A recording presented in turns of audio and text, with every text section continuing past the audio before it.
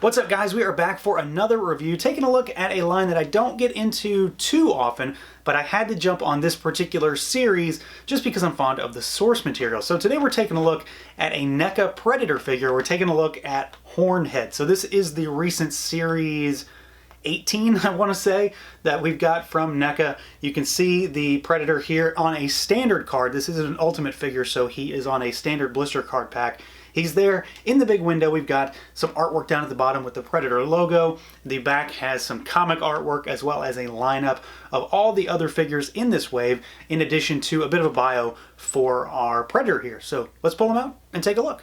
Alright guys, here he is out of the packaging, our HORNHEAD Predator. This is a Predator that in particular, for me personally, I'm very fond of. I really like the design. I love the helmet. I love the horns that this guy has. And even though, like I said, I don't get too far into NECA Predator figures, despite the fact that I constantly want to, I had to get this guy. So I was very interested to take a look at him. And after watching this review, if you need to snatch one up for yourself, you can, as always, head over to Big Bad Toy Store, and I will put a link down below. But let's take a look first at how this guy moves around and see what he can do. Now, as usual, we will start at the top and work our way down. So the head is on a ball. You can rotate it. You can bobble side to side. He goes up a little bit. He mostly goes down, though.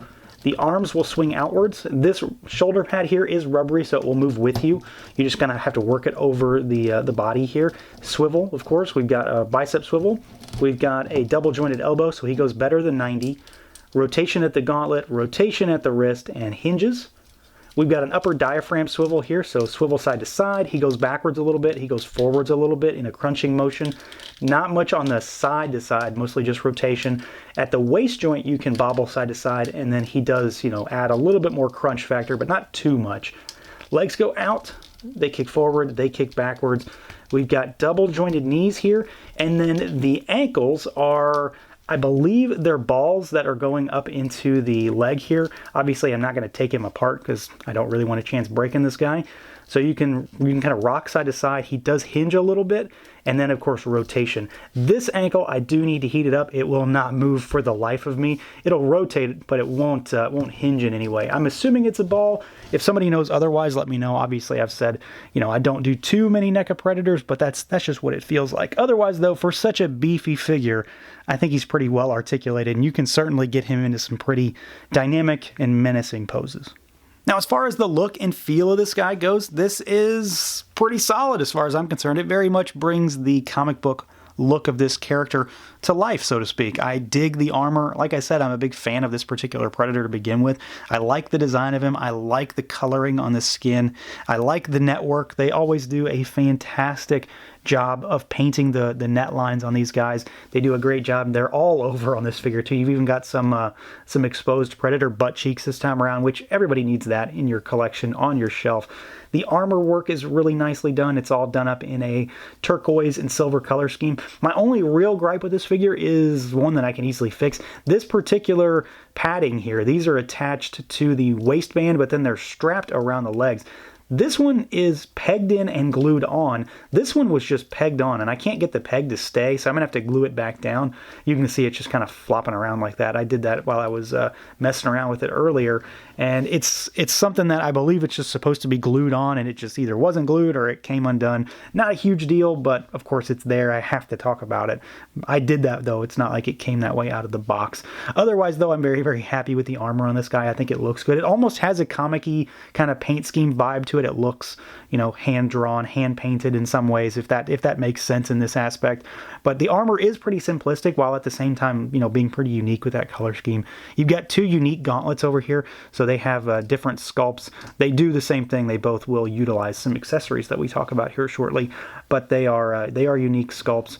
Of course, this guy has the sheath on his back for his sword, and it is honestly painted up quite well. There's a lot going on here in terms of paint work. There's just a lot of different things compared to some of the other parts of the figure, because he doesn't have just that straight turquoise and silver.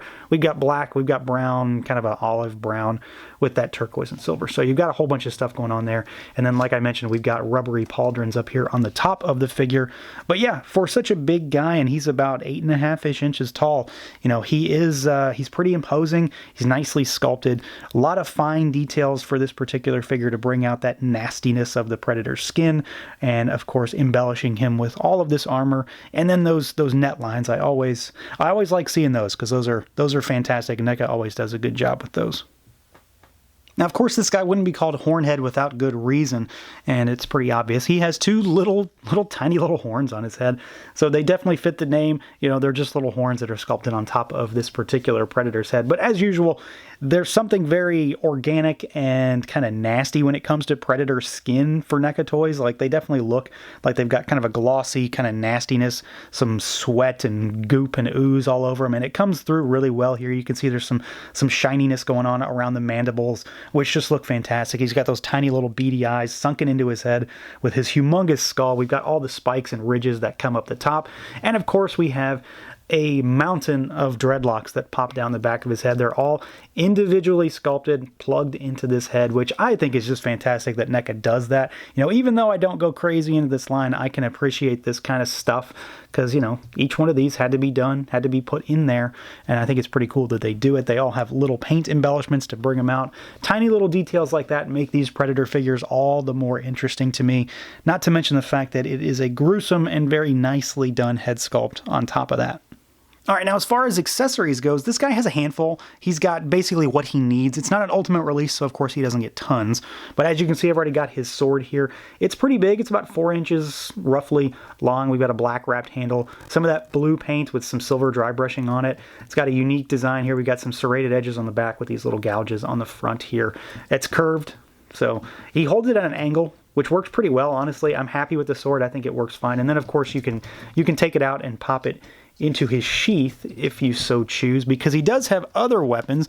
It's a Predator, so of course we've got the blades that pop out of the gauntlets, so you can pop them in there. And then we've got, of course, we got more because, you know, why not? And you've got those, and then you've got another set over here on his left arm. So you pop these in, they just peg in, not upside down.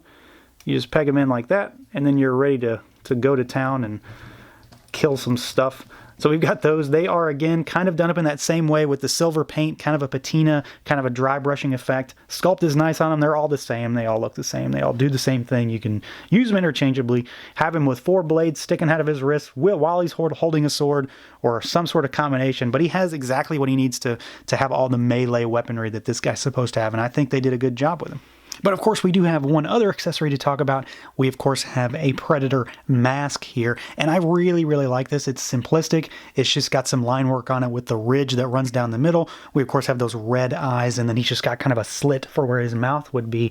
But it is pretty basic, but it also really fits with the look and the feel of this figure, so I'm pretty happy with it. And of course we carry through that same style of silver with the blue paint scheme on it. Now, as far as actually using it, it just sits on top of the head, so you just pop it on and pop it off, basically, so it'll sit there. And then, as is the case with pretty much every figure that I can think of, NECA usually goes the extra mile on these, if not always, and puts all of the intricacies of the interior of the helmet in there as well, so you can see more paint, more sculpt, tons of little detail that they don't necessarily have to do, but I always like the fact that they do it.